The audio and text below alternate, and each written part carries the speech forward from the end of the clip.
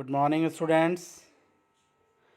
हम पढ़ रहे थे रेगुलेशन ऑफ एंजाइम एक्टिविटी, जिसके बारे में हमने कंट्रोल ऑफ एंजाइम क्वांटिटी आपको बता दिया था और control of catalytic efficiency of enzyme की हम बात कर रहे थे, जिसमें एलोस्टेरिक रेगुलेशन कल हम बात कर चुके थे।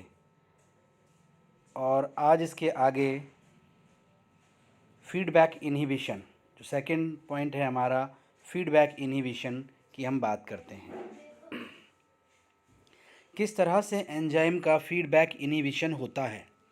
मैंने अपनी प्रीवियस क्लास में भी आपको बताया था कि जब एंड प्रोडक्ट बहुत ज़्यादा मात्रा में बन जाता है और हार्मफुल इफ़ेक्ट क्रिएट करने लग जाता है, तो वो एंड प्रोडक्ट ही इन्हिबिटर की तरह काम करता है। आप यहाँ देख सकते हैं, ये एंड प्रोडक्ट है और ये फर्स्ट लाइन के जो एंजाइम है उसी को ब्लॉक कर देता है और आगे की सारी प्रोसेस को रोक देता है। तो जब एंड प्रोडक्ट ही उसके बनने के लिए रिस्पॉन्सिबल फर्स्ट एंजाइम को ब्लॉक करता है, तो हम उसे बोलते हैं फीडबैक इन्हिबिशन। ठीक है, तो क्या है feedback inhibition? In biosynthetic pathway an end product, आपको यहाँ ध्यान देना है, एंड प्रोडक्ट में directly inhibit an enzyme early in the pathway. अब आप मुझे एक बात बताइए, इस इक्वेशन में आप देख रहे हैं ए से बी बनता है, बी से सी, सी से डी और ये ई बन गया। ई तो फाइनल प्रोडक्ट है और ये सारे इंटरमीडिएट प्रोडक्ट है। इंटरमीडिएट सबस्ट्रेट आप मान सकते हो या प्रोडक्ट, इन्हें आप मान सकते हो। अगर ये एंड प्रोडक्ट E4 को इनहिबिट करेगा तो फालतू में ही डी बनता रहेगा इतना सारा, और उस डी का कोई रोल भी नहीं होगा। और अगर ये E3 को ब्लॉक करेगा तो ये सी फालतू में बनता रहेगा। अगर E2 को करेगा तो ये बी बनता रहेगा। तो इसीलिए एंड प्रोडक्ट क्या करता है कि फर्स्ट एंजाइम को ही ब्लॉक कर देता है, जिससे ना तो ए से बी बनता है और फिर बी नहीं बनेगा तो ना सी बनेगा, ना डी बनेगा, ना ई बनेगा। Is it clear? तो such enzyme catalyse the early functionally irreversible step. Is it clear? यानी कि ये एंजाइम क्या करते हैं, जो इरिवर्सिबल स्टेप को फॉलो करेंगे specific to a particular biosynthetic pathway. Feedback inhibition में occur by simple feedback loop. ये एक सिंपल फीडबैक लूप आपको दिखाई दे रहा है, as in the following diagram, where A is the substrate, E is the end product, B, C, D are intermediate metabolites। आप देख रहे हैं intermediate metabolites हैं। E1, E2, E3, E4 are enzyme in biosynthetic pathway। तो ये end product जब E1 को ही block कर देगा तो आगे ये कुछ भी नहीं होगा। फीडबैक इन्हिबिशन के occur by multiple feedback inhibition loop. भाई कई बार क्या होता है कि ये एंड प्रोडक्ट है, वो बना, इसने तो अपना ये लूप बनाया और E1 को ही ब्लॉक कर दिया। लेकिन कभी कभी क्या होता है कि जो इंटरमीडिएट प्रोडक्ट है, जैसे C है, इससे H बन रहा है और C से E भी बन रहा है। तो ये ज़रूरी नहीं है कि ये E ही इसको ब्लॉक करेगा। अगर इससे H बन रहा है तो H भी इसको ही ब्लॉक करेगा, फर्स्ट एंजाइम को ही। Feedback inhibition can occur by multiple feedback inhibition loop as occur in feedback biosynthetic pathway. आप देख रहे हैं multiple feedback inhibition loop, H के थ्रू भी फीडबैक हो रहा है और E के थ्रू भी हो रहा है।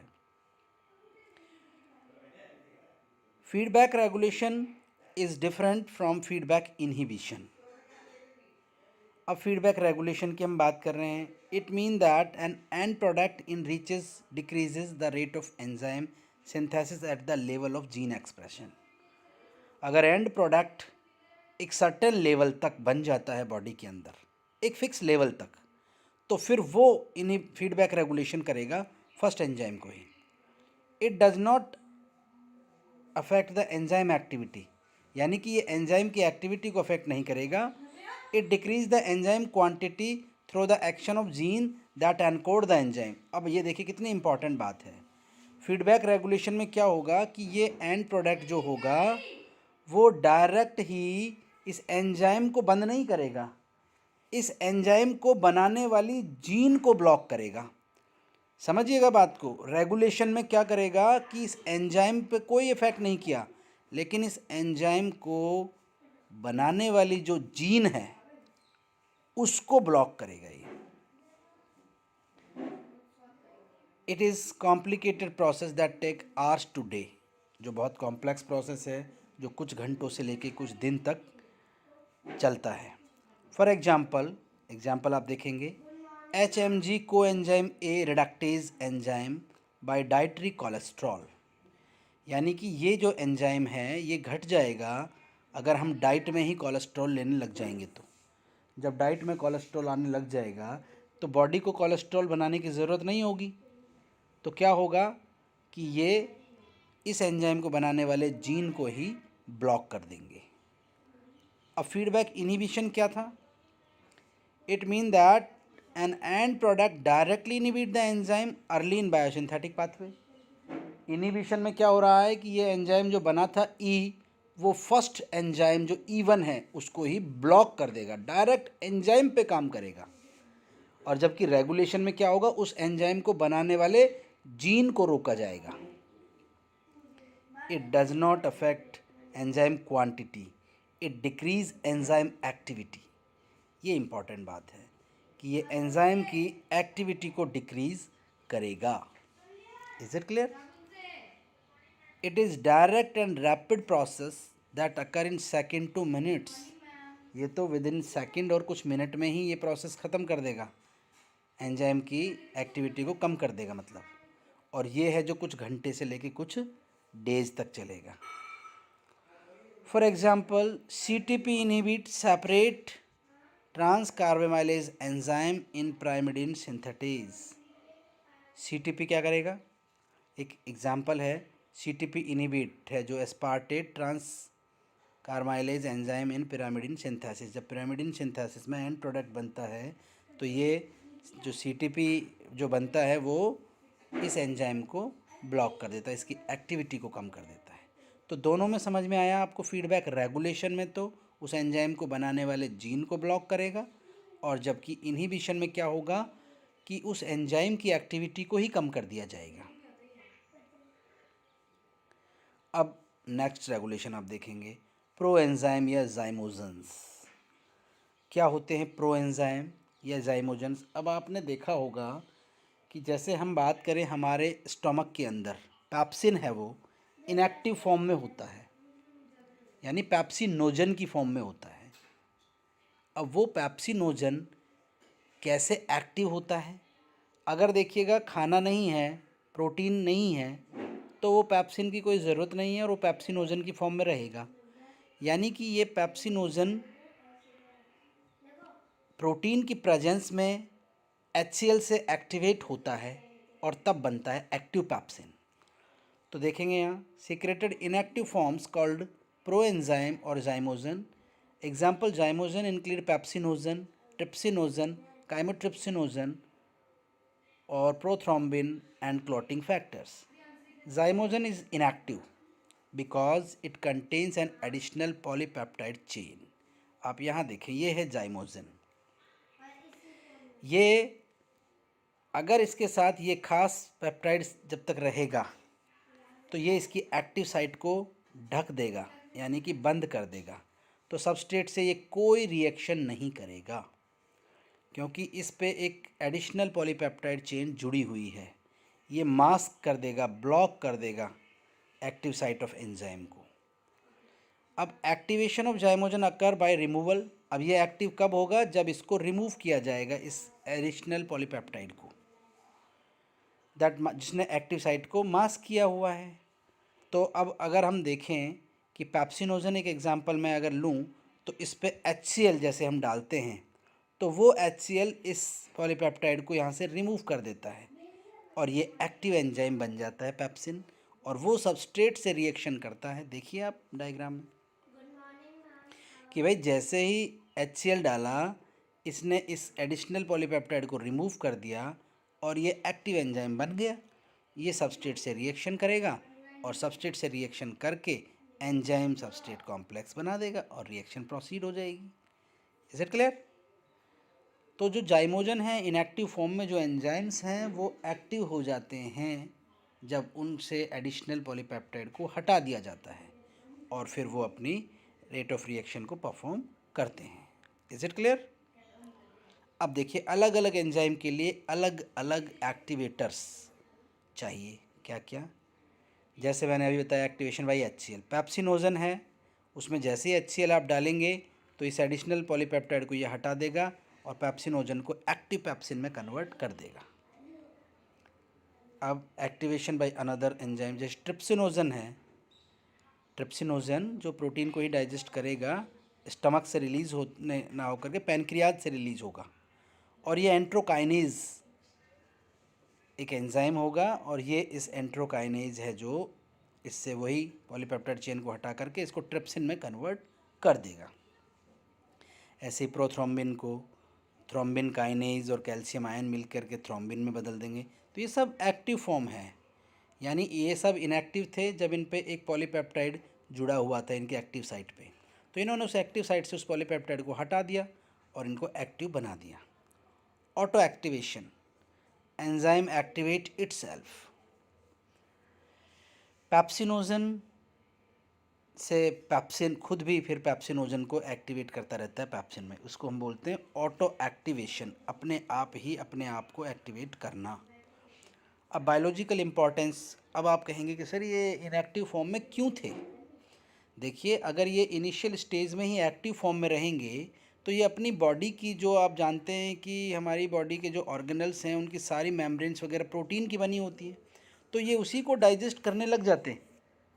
तो देखिए आप यहाँ, some enzyme are secreted in zymogen form to protect the tissue of origin from autodigestion. खुद के द्वारा खुद के ऑर्गन को ही डाइजेशन कर देंगे अगर ये एक्टिव रहेंगे इनिशियल स्टेज में ही। तो इज इट क्लियर?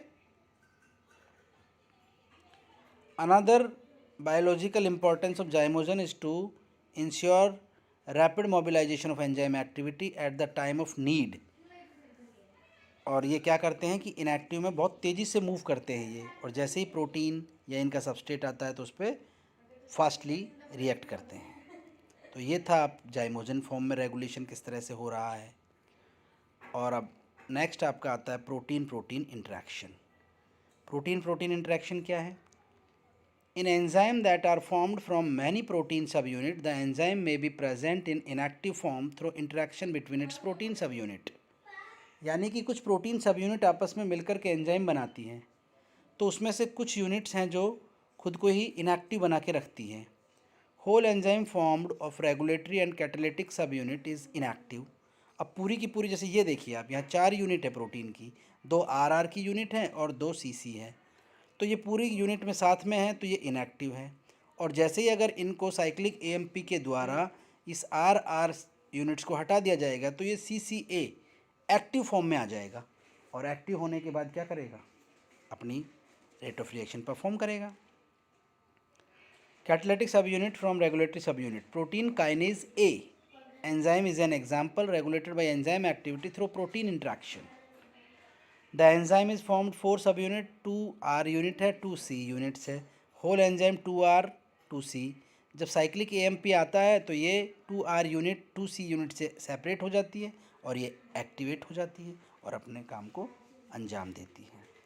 और फिर लास्ट मैकेनिज्म आप पढ़ेंगे कोवैलेंट मॉडिफिकेशन। कोवैलेंट मॉडिफिकेशन क्या है? ये कोवैलेंट बॉन्ड बनाएंगे डिफरेंट डिफरेंट केमिकल्स से। It mean modification of enzyme activity by many enzyme through formation of covalent bond. जैसे मिथाइल ग्रुप जोड़ दिया कोवैलेंट बॉन्ड से तो मिथाइलेशन, हाइड्रोक्सिलेशन, एडिनाइलेशन और फॉस्फोराइलेशन, ये सारे जब काम होंगे तो क्या होगा? कोवैलेंट बॉन्ड फॉर्मेशन हो जाएंगे। अब फॉस्फोराइलेशन एक एग्जांपल मैं दे रहा हूँ। फॉस्फेट का जोड़ना है आपको, तो देखिएगा, phosphorylation is the most covalent modification used to regulate enzyme activity. Phosphorylation of enzyme occurs by addition of phosphate group. मैंने आपको बताया ना, किसी भी सबस्ट्रेट के साथ हमें क्या जोड़ना होगा? Phosphate group.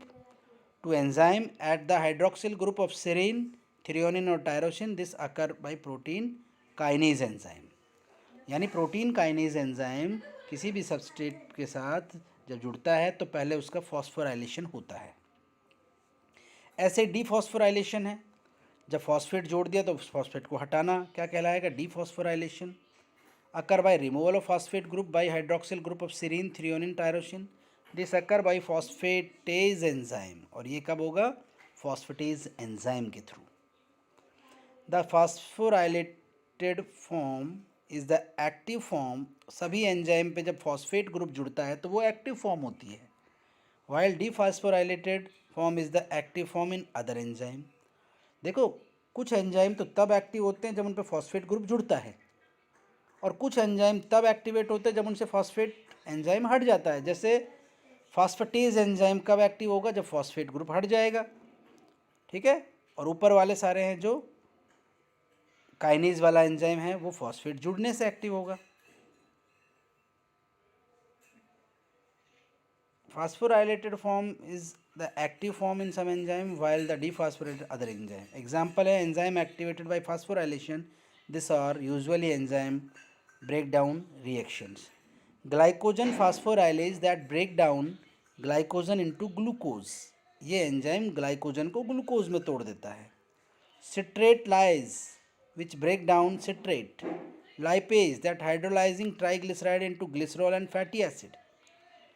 Example of the enzyme activated by phosphorylation. These are usually enzyme biosynthetic reaction. यानी glycogen synthetase which catalyzed biosynthesis of glycogen, और acetyl coenzyme A carboxylase an enzyme in fatty acid biosynthesis, और HMG coenzyme में reduce the enzyme in cholesterol biosynthesis. तो ये सारे के सारे examples हैं आपके एंजाइम के रेगुलेशन के, यानी एंजाइम की जो एक्टिविटीज़ हैं उन्हें इस तरह से रेगुलेट किया जाता है, जो काफ़ी इम्पॉर्टेंट टॉपिक है और आप सबको ये पढ़ना है। Is it clear? तो ये हुआ हमारा रेगुलेशन ऑफ एंजाइम एक्टिविटी। तो आज के लिए इतना काफ़ी है। नेक्स्ट क्लास में बात करते हैं नेक्स्ट टॉपिक की। Thank you.